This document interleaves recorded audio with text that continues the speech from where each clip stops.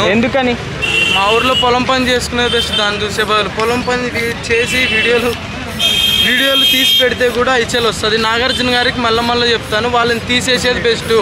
ఎందుకు బ్రదర్? ఇప్పుడు big boss అనేది ఒక మంచి మనిషి, ఆయనలో ఉన్న నిజస్వరూపాన్ని చూపిస్తే పక్క వాళ్ళు తెలుసుకోవాలని చెప్పేసి బిగ్ బాస్ పెట్టారు. ప్రతి ఒక్కరూ వాళ్ళ గెలుపు కోసం నటిస్తున్నారు, పక్క వాళ్ళని తొక్కేయడానికే చూస్తున్నారు తప్పితే మిగతా వాళ్ళని లేపాలి, మనలోని నటన మంచితనము అనేది ఏది లేదు. ఓకే, ఎట్లుంది బ్రదర్ ఈసారి?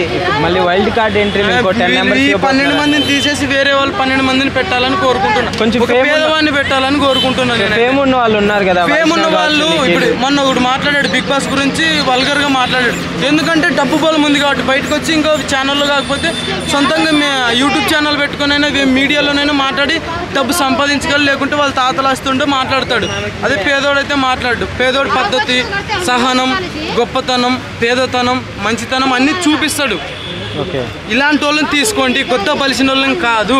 ఓకే, అది మామూలుగా అయితే నీకు బిగ్ బాస్ సీజన్ అనేది సీజన్ ఎక్కలేదు, అస్సలు దీన్ని చూసేదే వేస్ట్ అనిపిస్తుంది, వేరేవి చూడాలనిపిస్తుంది. ఓకే, ఎట్లుంది మరి? ఉన్న వాళ్ళలో చూసుకుంటే టైటిల్ ఎవరు కొట్టచ్చు అనుకుంటున్నారు? ఇక మణికంఠగానికి ఇస్తారు, ఎందుకంటే ఓవర్ యాక్షన్ చేస్తాడు. అక్కడ ఎవరు లేకున్నా కాంచనా మూవీ ఏదేదో ఊహించుకుంటాడు. మన రాఘవ మూవీలోనూ మనకి సైక్ వస్తుంది, మెంటల్ గా ఫిజికల్ గా ఇడుగురు చనిపోతాడు బయటకు వచ్చే లోపల. అలా చేస్తున్నాడు నిజంగా, అంటే అసలు అవునండి. ఇప్పుడు నబిల్ చాలా బాగా ఆడుతున్నాడు, కొడితే నబిల్ కొట్టచ్చు అనుకుంటున్నారు. ఎవరు వచ్చినా మణికంఠగానికి ఇస్తారు. ఓవర్ యాక్షన్ చేసే వాళ్ళకే నాగార్జున గారు కప్పిస్తారు, అర్థమైందా? కప్పిస్తారు. వాళ్ళు ఏదైనా చిన్న తప్పు చేస్తే వాళ్ళని నీట్గా క్వశ్చన్ చేసి ఆన్సర్ చేసి వాళ్ళకి మద్దతు ఇస్తాడు. మళ్ళా చూసుకోండి, పోయిన బిగ్ బాస్ కూడా పల్లవి ప్రశాంత్కి ఇదే జరిగింది. ఇప్పుడు వైల్డ్ కార్డ్